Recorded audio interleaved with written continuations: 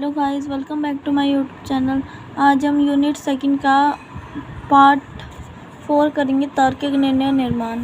और ये हम करेंगे ये वाली बुक का जो हम कर रहे थे, लोक प्रशासन पर दृष्टिकोण।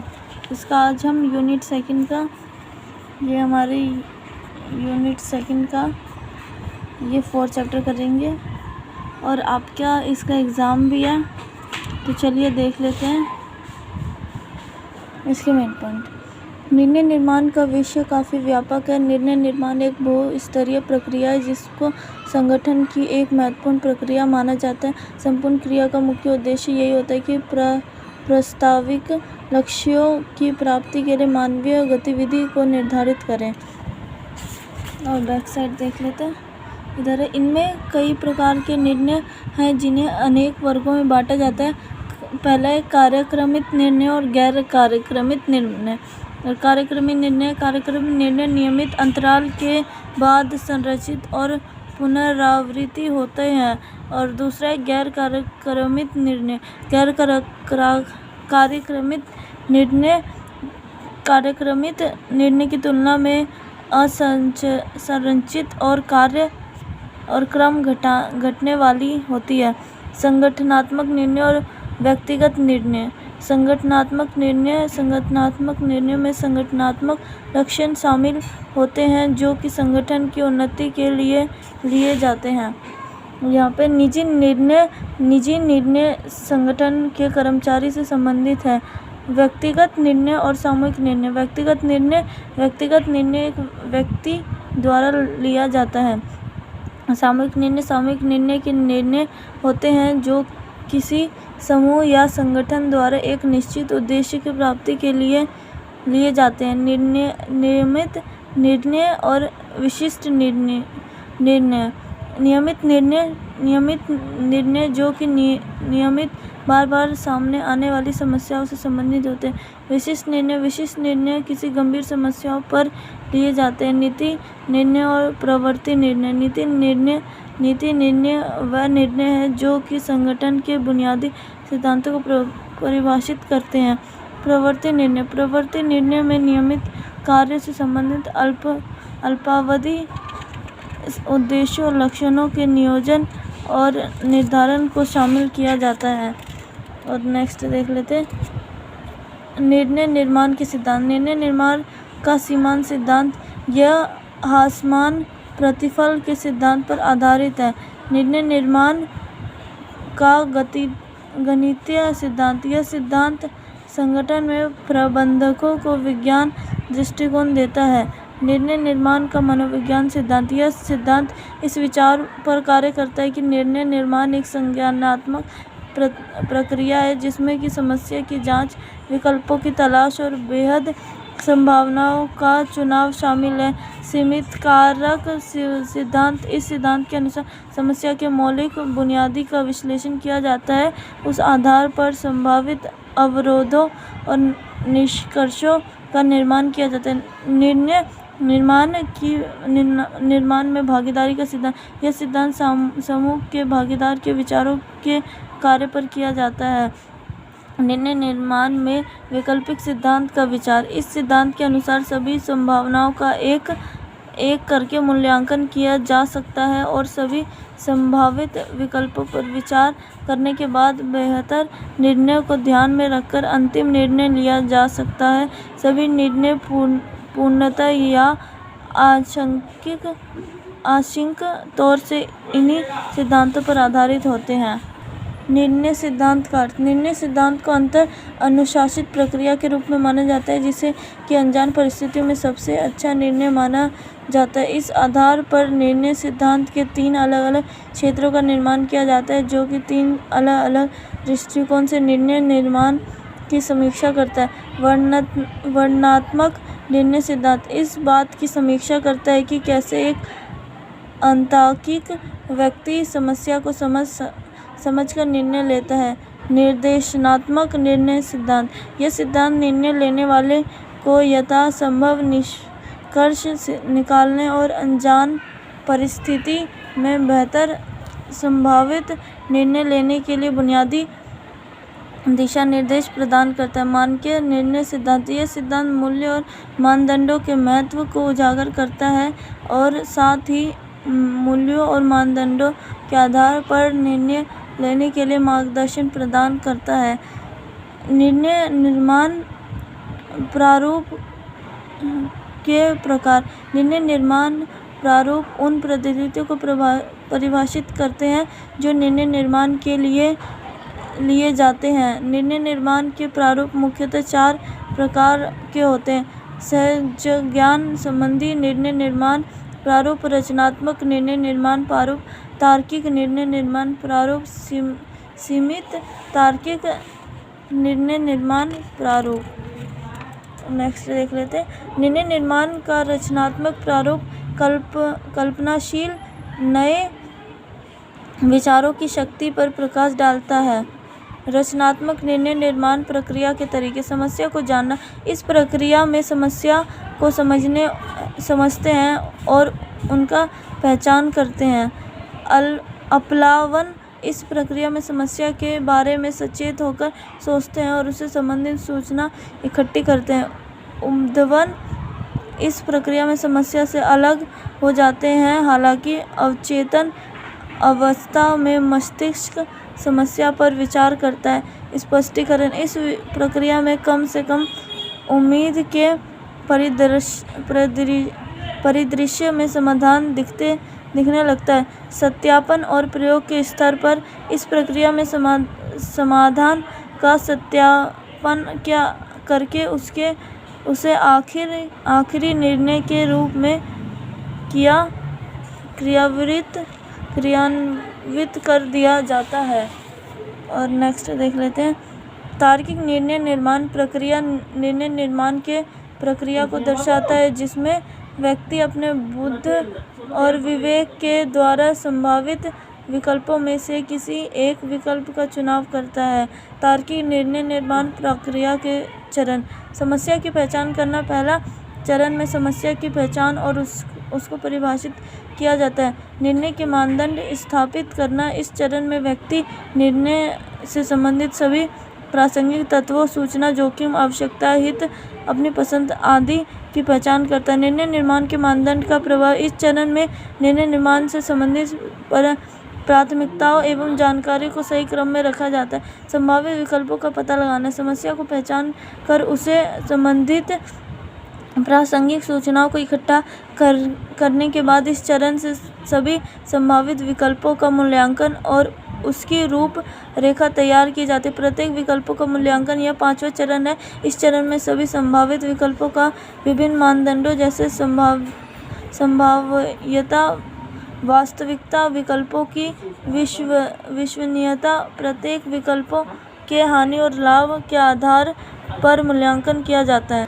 निर्णय के रूप में बेहतर विकल्प का चुनाव करना, जब एक बार विकल्पों का मूल्यांकन करना समाप्त हो जाता है तो उसके बाद निर्णय निर्माता को बेहतर विकल्प का चुनाव करना होता है। निर्णय का क्रियान्वयन, निर्णय निर्माता समस्या का समाधान करने के लिए अंतिम निर्णय को क्रियान्वयन करते हैं। निर्णय का मूल्यांकन करना, निर्णय के परिणामों का मूल्यांकन करना ही आखिर एवं अंतिम चरण होता है और यह अति सरलता और अवास्तविक मान्यताओं के प्रति पूर्वाग्रह रखने के कारण इस प्रारूप की आलोचना होती है। जैसे इस प्रारूप का मानना है कि समस्या से संबंधित सभी जानकारी उपलब्ध होती है, जो कि सच नहीं है। इस मान्यता के साथ कुछ अंतर्निहित समस्याएं हैं। पहला, किसी समस्या के बारे में सारी जानकारी प्राप्त करना काफ़ी कठिन है। दूसरा, ज़्यादा सूचना इकट्ठा होने से यह सूचना के विश्लेषण को कमज़ोर कर सकता है, क्योंकि सूचना के विश्लेषण में काफ़ी ज़्यादा समय बर्बाद होगा और कोई निर्णायक निर्णय तक पहुंच नहीं पाएगा। तीसरा, व्यक्तिगत तर्कसंगत की अपनी सीमाएं होती है, जिसके द्वारा वह आंकड़ों को देख सकते हैं और उसमें से अत्यंत विकल्पों का पता लगा सकते हैं। यह नोबेल पुरस्कार विजेता अर्थशास्त्री हर्बर्ट साइमन की प्रशासनिक व्यवहार एक निर्णय निर्माण प्रक्रिया एक प्रसिद्ध कृति है जो 1947 में प्रकाशित हुई थी। इसकी प्रदत्त कृति है एडमिनिस्ट्रेटिव बिहेवियर और fundamental research and administration organisation और human problem solving. Herbert Simon ने अपने पुस्तक एडमिनिस्ट्रेटिव बिहेवियर में माना है कि संगठन और उसके कार्यों को समझने के लिए निर्णय निर्माण एक केंद्रीय इकाई है। और यहाँ पे देख लेते हैं, इधर नहीं है, इधर देख लेते हैं, इधर है। साइमन का मानना है कि निर्णय निर्माण का सिद्धांत इस बुनियादी विचार पर आधारित है कि तार्किक प्रशासन और तार्किक निर्णय निर्माण के पास समस्या को समझने के लिए संपूर्ण ज्ञान है। उनके पास निर्णय से संबंधित सारी आवश्यकता जानकारी है, जिसके पास जानकारी को परिभाषित करने की संज्ञानात्मक योग्यता है और ये संभावित विकल्पों तथा श्रेष्ठ विकल्पों को भी देखने की दूरदृष्टता रखता है। साइमन के निर्णय प्रक्रिया का अनुपम चित्र, ये उसका चित्र समीक्षा। अब यह क्या समस्या है? बौद्धिक गतिविधि में आया है। विकल्प क्या है? प्रारूप गतिविधि में कौन से एक गतिविधि को चुनना चाहिए? चयन और क्रियान्वयन में आया है। और यहाँ पे देख लेते हैं, इस निर्णय निर्माण की प्रक्रिया में कई चरण शामिल है। बौद्धिक गतिविधि, इस चरण में पर्यावरण का विश्लेषण उन विषयों और घटनाओं की पहचान करने के लिए किया जाता है जिनमें कि निर्णय अपेक्षित होता है। और प्रारूप गतिविधि, इस चरण में संसाधित आंकड़ों के आधार पर संभावित विकल्पों का विकास शामिल है। चुनाव और क्रियान्वयन, इस चरण में सबसे श्रेष्ठ विकल्प का चुनाव और उनका क्रियान्वयन किया जाता है। समीक्षा का चरण, इस चरण में क्रियान्वयन गतिविधि के निष्पादन की जांच और परिणामों का मूल्यांकन करना शामिल है। और यहाँ पे देख लेते हैं, साइमन निर्णय निर्माण में तार्किकता के महत्वपूर्ण भूमिका को नहीं नकारते हैं। वह तार्किकता के महत्व को उल्लेखित करते हुए कहते हैं, सभी निर्णय पसंदीदा व्यवहार विकल्प के रूप में तार्किक चुनावों पर आधारित होना चाहिए, जिससे कि व्यवहार के परिणामों का मूल्यांकन किया जा सके। साइमन के अनुसार मुख्यतः 6 प्रकार का तार्किकता होता है। व्यक्तिपरक तार्किक, एक निर्णय को व्यक्तिपरक तार्किक तभी माना जाएगा यदि वह विषय के ज्ञान की तुलना में उपलब्धि को अत्यधिक बढ़ाए। वस्तुपरक तार्किक, एक निर्णय को वस्तुपरक तार्किक तभी माना जाएगा यदि वह दिए हुए परिस्थिति में दिए हुए मान को अत्यधिक बढ़ाता है।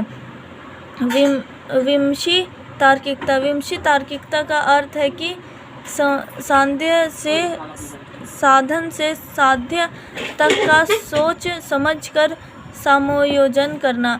प्रबुद्ध तार्किकता, इससे साध्य से साधन में समायोजन के प्रबुद्ध प्रक्रिया का उल्लेखन किया जा सकता है। व्यक्तिगत तार्किकता, व्यक्तिगत तार्किकता में निर्णय प्रत्यक्ष तौर से व्यक्तित्व से संबंधित होता है। संगठनात्मक तार्किकता, संगठनात्मक तार्किकता का उस सीमा तक उल्लेख किया जाता है जहाँ तक कि इसके निर्णय का संगठन में संबंधित होता है। और यहाँ पे हम नेक्स्ट देख लेते हैं। नेक्स्ट हमारा यहाँ है, साइमन के निर्णय निर्माण प्रारूप में तार्किकता का केंद्रीय स्थान है। सीमित तार्किकता के विचार के आधार पर साइमन मानव तार्किकता के सीमाओं को दर्शाने की कोशिश करता है। और यहाँ हम नेक्स्ट देख लेते हैं। नेक्स्ट है हमारा जटिल समस्या है, और ये चित्र दे रखा है इसमें डायग्राम।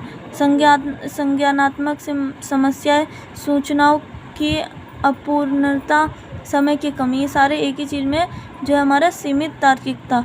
और इसमें है संतुष्टि, उपश्रेष्ठ निर्णय, यही है। हर्बर्ट साइमन कहते हैं कि असल में संतुष्टि शब्द दो शब्द संतुष्ट होना और प्राप्त के मेल से बना है। इसलिए संक्षेप में कुछ ऐसे बुनियादी कारक हैं जिससे कि सीमित तार्किकता के आधार पर ताक निर्णय ले सकें, जैसे वास्तविक और प्रशासनिक उद्देश्यों की गतिशील और जटिल प्रकृति, निर्णय से संबंधित विकल्पों और परिणामों का पूर्वानुमान लगाने के संदर्भ में निर्णय निर्माता की सीमित योग्यता, सूचनाओं को संसाधित करने के लिए सूचना का अभाव होना और संज्ञानात्मक तथा गणनात्मक योग्यता में कमी होना, संगठनात्मक दबाव और परिस्थिति में अन्य बाहरी दबाव, निजी हित प्राथमिकता और पूर्वाग्रही धारणाएं ही निर्णयों को प्रभावित करता है।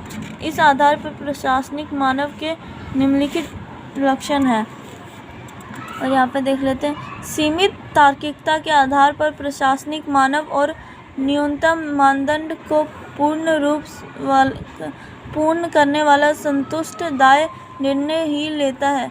वह समस्या एक सरल रूप लेती है, उस समस्या के बारे में केवल उतना ही जानकारी एकत्रित करते हैं जितना वह पर्याप्त समझते हैं, ताकि जानकारी विश्लेषण पक्षपातपूर्ण न हो जाए। और यहाँ पे हम देख लेते हैं, इधर नहीं है हमारा, इधर है। साइमन के विचार और उनके प्रसिद्ध कार्यों में कई लोग प्रशासनिक संबंधी सिद्धांतकार, प्रबंधीकरण चिंतक, अर्थशास्त्री प्रभावित हुए, जिससे Victor Thompson, Anthony Downs, Michael Crozier, Gordon Tullock, Dwight Waldo, ग्लोमबिवेस्की आदि। निर्णय निर्माण प्रारूप की झलक, ये उनके वही है, डायग्राम जैसा ही है। निर्णय निर्माण प्रारूप ये उनकी वो है, और यहाँ पे इन प्रारूप का प्रयोग कहाँ किया जाता है। इसे तार्किक या तार्किक विकल्प के बारे में सूचना इकट्ठा की जा सकती है। निर्णय महत्वपूर्ण है, आप अपने परिणामों को बढ़ाने का प्रयास करते हो। सीमित तार्किकता में न्यूनतम मानदंड स्पष्ट है, आप निर्णय निर्माण में ज़्यादा समय लगाना नहीं चाहते हैं, आप अपने परिणामों को बढ़ाने का प्रयास नहीं करते हैं। और इसमें सहज बोध में लक्ष्य अस्पष्ट है, यह समय का दबाव है और विश्लेषण करना काफ़ी महंगा पड़ सकता है। आपको समस्या का अनुभव है, रचना समस्या का समाधान स्पष्ट नहीं है, नई समस्या को उत्पन्न करने की ज़रूरत है, मामले को गहराई से देखने के लिए आपके पास समय है। और इसमें व्यवस्थित दृष्टिकोण के विपरीत साइमन के निर्णय निर्माण को काफ़ी सरल व स्पष्ट बनाया। इसका मुख्य उद्देश्य व्यापक समाज के कल्याण के लिए उचित चुनाव के लिए और अधिक उपयुक्त और प्रासंगिक स्थितियाँ पैदा करना है।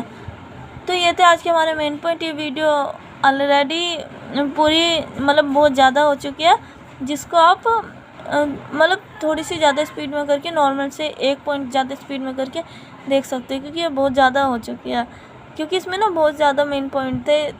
तो मेरे को भी थोड़ा वही लगा, अब हमें तो करना ही है ना, क्योंकि एग्ज़ाम है, इसीलिए। ठीक है, और ये थे आज के हमारे मेन पॉइंट, ये थे हमारे मेन पॉइंट, और ये इनके क्वेश्चन हैं जो आप कर सकते हो। तो थैंक यू।